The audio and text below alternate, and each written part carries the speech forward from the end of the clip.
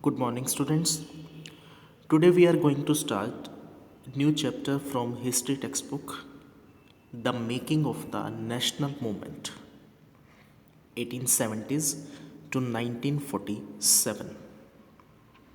Students, till now we studied ancient history in class 6. In class 7th, we discuss about medieval history. And in class 8th, which we are discussing, this is modern और colonial history. अब यहाँ तक आते आते क्या था, लोगों के अंदर जो गुस्सा था वो गुस्सा यहाँ पर फूट रहा था.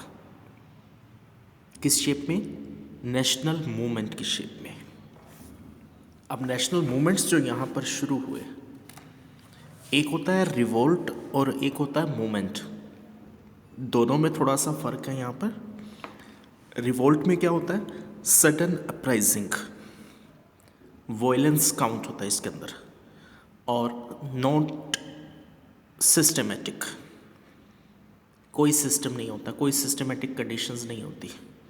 बट मूवमेंट के अंदर जो होता है वो होता है एक gradual process over the period of time. In our previous chapters, we have looked at the British conquest of territories and takeover of kingdoms. अब इंडिया में पहले क्या होती थी? प्रोविंसेस बनी हुई होती थी. इंडिया का जो मैप आज हम देखते हैं वो कुछ ऐसा नहीं था. ज्योग्राफिकल स्ट्रक्चर जो है वो इस तरह का नहीं था. इंडिया की प्रॉपर एक मैपिंग नहीं थी, बल्कि क्या होता था, अलग अलग प्रोविंसेस के अंदर इंडिया जो है बटा हुआ था. बंगाल प्रोविंसेस, बॉम्बे प्रेसिडेंसीज, तो ये सारी अलग अलग जो है प्रेसिडेंसीज भी थी, और इसके बाद प्रोविंसेस थी. अलग अलग राजघराने जो काम कर रहे थे. Introduction of new laws and administrative institutions. नए लॉज यहाँ पर आए, एडमिनिस्ट्रेटिव इंस्टीट्यूशंस हुए. Changes in the lifes of peasants and tribals, ये चीज़ हम डिस्कस कर चुके हैं पीछे. एजुकेशनल चेंजेस आए 19th सेंचुरी तक. Debates regarding the condition of women. In our last chapter के अंदर हमने इस टॉपिक्स को भी डिस्कस किया. वुमेन्स का जो लेवल रह रहा था वुमेन कास्ट एंड रिफॉर्म के अंदर, वुमेन एजुकेशन और जो दूसरी मूवमेंट्स शुरू हुई थी वुमेन्स के regarding. Challenges to the caste system, social and religious reforms जितने भी हुए हैं पीछे, and the revolt of 1857 and its after.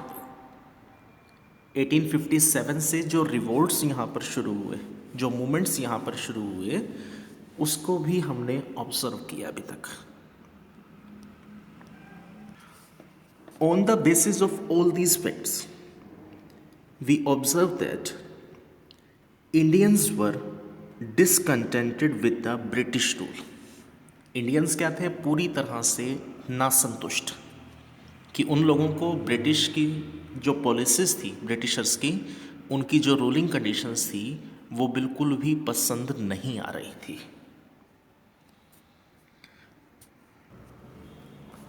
Students, in this chapter we will mainly discuss or mainly observe people were dissatisfied from British rule. National movements जब यहाँ पर शुरू हुई तो उस टाइम पे क्या हो रहा था? नेशनलिज्म की फीलिंग्स कैसे मर्ज हो रही हैं. The above mention developments let the people to ask a crucial question. तो लोगों के जहन में एक सवाल आ रहा था, what is this country of India and for whom is it meant. कि इंडिया क्या है, क्या लोगों की सोच थी इंडिया के बारे में. The answer that gradually merged was India was the people of India. अब इंडिया को क्या लिया जाता था? पीपल ऑफ इंडिया से काउंट करते थे लोग. नॉट हैविंग पॉलिटिकली मैप्ड और बाउंड्रीज at that time, उस टाइम तक कई कुछ भी पॉलिटिकल या कोई बाउंड्रीज वगैरह जो है डिफाइन नहीं थी. There were many provinces at that time and India was psychologically based. लोगों के जहन में सिर्फ एक चीज़ चल रही थी कि हम इंडियंस हैं, हमारा इंडिया, सिर्फ ये चीज़ उनके दिमाग में थी. All the people irrespective of class, colour, caste, creed, language और gender, and the country, it's resources and systems. सिर्फ वो कहाँ से लिया जाता था? एक सेंस ऑफ कलेक्टिव बिलोंगिंगनेस, कि लोग इसके साथ जुड़े हुए थे. सेंस ऑफ नेशनलिज्म जो थी यहाँ पर. With this answer came the awareness that the British were exercising control over the resources of India and the lives of its people. And until this control was ended, India could not be for Indians. तो अब India को लेकर के लोगों के दिमाग में क्या है? सिर्फ कि इंडिया जो है ना वो किससे है? पीपल ऑफ इंडिया के साथ जुड़ा हुआ है.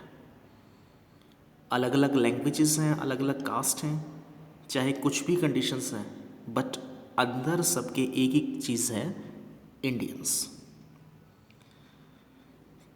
British were exercising control over the resources of India. अब ब्रिटिशर्स क्या कर रहे थे? कंट्रोल कर रहे थे इंडिया पर, and the lives of its people, और यहाँ के लोगों के ऊपर भी. And until this control was ended, India could not be for Indians. और जब तक ये कंट्रोल ख़त्म नहीं होगा ना, तब तक इंडिया जो है इंडियंस के पास नहीं आ सकता, इंडियंस का टोटली नहीं हो सकता. तो यहाँ पे अब एक कंडीशन शुरू हुई, एक awareness which was against the British rule. This consciousness began to be clearly stated by the political associations formed after 1850. तो 1850 के बाद काफ़ी सारे पॉलिटिकल एसोसिएशन जो हैं फॉर्म्ड हुई यहाँ पर, काफ़ी सारी बनी हैं. Specially those came in to being in 1870s and 1880s.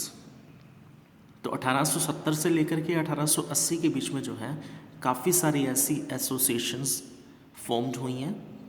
Most of these were led by English educated professionals such as lawyers. काफ़ी सारी इनमें से ऐसी थी जो पढ़े लिखे प्रोफेशनल्स जो थे, स्पेशली लॉयर्स जो थे, इंग्लिश पीपल्स जो थे. तो जब ये लोग यहाँ पर आए, इन्होंने अपनी कॉलोनीज सेट की, यहाँ पर आकर के लोग बसे, तो देखने को मिला कि इन लोगों की जो कंडीशंस हैं वो क्या थी? एक फ्रीडम के ऊपर, कि ये लोग बातें तो करते हैं फ्रीडम की, लिबर्टी की, बट इंडिया के अंदर जो कंडीशंस इन्होंने बनाई हुई हैं इंडियंस के लिए, उसका रियलिटी के साथ कोई बिल्कुल ताल्लुक़ नहीं है. The more important ones were the Poona Sarvajanik सभा. जो मेन यहाँ पर अब इस तरह की ऑर्गेनाइजेशंस तैयार हुई, उनमें कौन सी हैं? Poona Sarvajanik Sabha, the Indian Association, the Madras Mahajan Sabha, the Bombay presidency associations. काफ़ी सारी यहाँ पर साउथ इंडिया के अंदर जो है तैयार हो रही थी, बन रही थी जो. End of course the Indian national Congress. Indian national Congress जो थी वो क्या थी? Worked for the idea that people should B sovereign, कि लोगों की संप्रभुता जो थी उसके लिए ये काम कर रही थी. आइडिया जो इन्होंने शुरू हुआ यहाँ से. पूर्ण सार्वजनिक सभा. अब पूर्ण सार्वजनिक सभा का जो नाम है, तो पूर्ण सार्वजनिक सभा जो है, जो ये नाम दिया गया था वो क्या था? सार्वजनिक is for all the people, सर्व ऑल प्लस जनिक, सभी लोगों के लिए जो था, कॉमन पीपल्स के लिए. Many of these association function in specific parts of the country. Their goals were stated as the goals of all the people of India. तो काफ़ी सारी ऐसी एसोसिएशंस जो हैं जो अलग अलग हिस्सों के अंदर काम करना शुरू कर रही थी, और इनके मेनली गोल्स क्या थे? इनके गोल्स थे कॉमन, सभी लोगों के लिए, not those of any one region, community और क्लास, किसी एक क्लास, किसी एक कम्युनिटी, किसी एक रिलीजन से बेस्ड नहीं थे, बल्कि कॉमन पीपल्स के लिए, सभी लोगों के लिए जो हैं तैयार थे, सभी लोगों के लिए काम कर रहे हैं. They worked with the idea that the people should be sovereign, a modern consciousness and a key feature of nationalism. तो ये काम किस लिए कर रही हैं कि पीपल जो है ना वो शुड बी सोवरेन, संप्रभु, the capacity to act independently without outside any kind of interference, बिना किसी दखल अंदाजी के जब काम कर सकें. In other words they believe that the Indian people should be empowered to take decision regarding their affairs. अब इसमें एक चीज़ के ऊपर और स्ट्रेस दिया जा रहा था, एक चीज़ के ऊपर जो है बिलीव किया जा रहा है कि इंडियन पीपल्स जो है ना उनके ऊपर कोई रोक टोक नहीं होनी चाहिए, उनको अपने डिसीजंस लेने के राइट्स होने चाहिए. Thus, dissatisfaction with British rule intensified in the 1870s and 1880s. अब और जो यहाँ पे पॉलिसीज बन रही थी, the arms act was passed in 1878. अब 1878 में क्या हुआ, आर्म्स एक्ट जो है बना यहाँ पर. The arms act was passed in 1878 disallowing Indians from possessing arms, कि इनको आर्म्स रखने की कोई परमिशन नहीं है. In the same year, the Vernacular Press Act was also enacted in an effort to silence those who were critical of the government.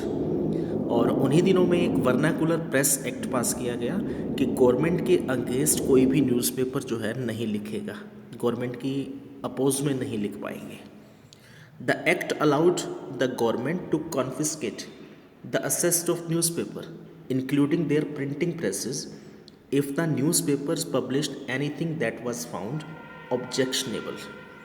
अब इस act में क्या था कि न्यूज़पेपर अगर कुछ लिखता है गवर्नमेंट की अपोज में, ब्रिटिशर्स के अगेंस्ट में अगर कुछ लिखते हैं, तो न्यूज़पेपर्स और उनकी जो प्रेस होती थी, छापने की जो जगह होती थी, तो वो भी इम्पाउंड कर ली जाती थी, जब्त कर ली जाती थी, वो फाइन्स लगाए जाते थे उनके ऊपर.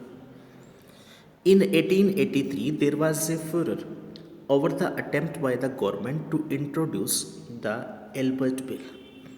अब 1883 के अंदर एक एल्बर्ट बिल जो है लाया गया. The bill provided for the trial of British or European persons by Indians.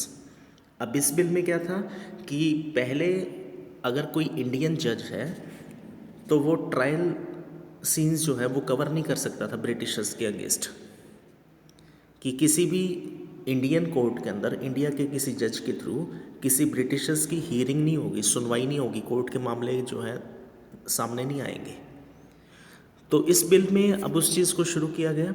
The bill provided for the trial of British और यूरोपियन पर्सन बाय इंडियंस, कि अगर कोई ब्रिटिश क्रिमिनल है, कोई ऑफेंस है उसके ऊपर, कोई इल्ज़ाम लगा हुआ है, तो उसकी हियरिंग जो है वो इंडियन जज अब कर सकते हैं. And sought equality between British and Indian जज इन द कंट्री. तो इससे एक इक्वलिटी आएगी दोनों में कि ब्रिटिश और इंडियन जज जो हैं दोनों इक्वल हैं. But when white opposition force the government to withdraw the bill, Indians were enraged. लेकिन बाद में जो ब्रिटिशर्स थे, वाइट पीपल्स जो थे, वो इस एक्ट को वापस करवाना चाहते हैं, विड्रॉ कराना चाहते हैं, सरकार के ऊपर प्रेशर बना रहे हैं वो लोग. The event highlighted the racial attitudes of the British in India. The need for an all India organization of educated Indians had been felt since 1880. तो 1880 के आसपास एक ऑल इंडिया ऑर्गेनाइजेशन की जो है नीड फील हुई, महसूस हुआ उनको कि एक ऐसी ऑर्गेनाइजेशन होनी चाहिए पढ़े लिखे इंडियंस की.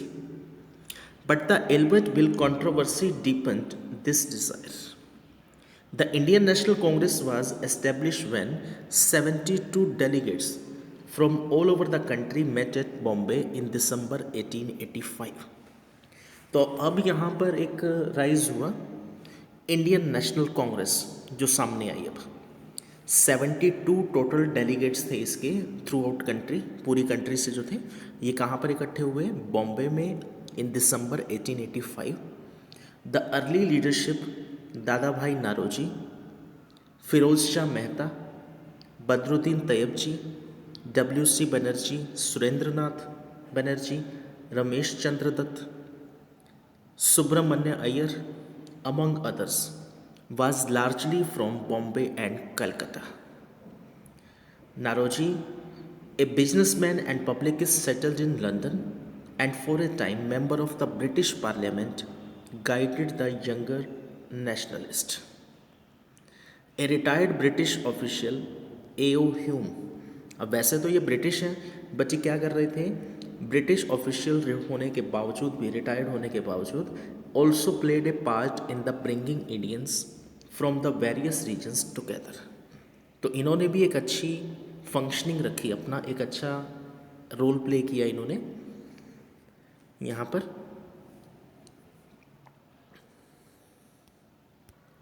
Badruddin Tyabji addressed the Congress as president in 1887। तो 1887 में इन्होंने एड्रेस किया कांग्रेस को। This Congress is composed of the representatives not of any one class और कम्युनिटी ऑफ इंडिया, कि ये जो कांग्रेस बनाई गई है कोई एक कम्युनिटी एक क्लास की नहीं है, रिप्रेजेंटेशन जो है किसी एक कम्युनिटी या एक क्लास से नहीं है, but of all the different communities of India, बल्कि जितनी भी कम्युनिटीज़ हैं अलग अलग कम्युनिटीज़ का इसमें रिप्रेजेंटेटिव है इस कांग्रेस के अंदर। Okay students, tomorrow we will continue on this chapter with a new topic. Next topic, a nation in the making. Thank you.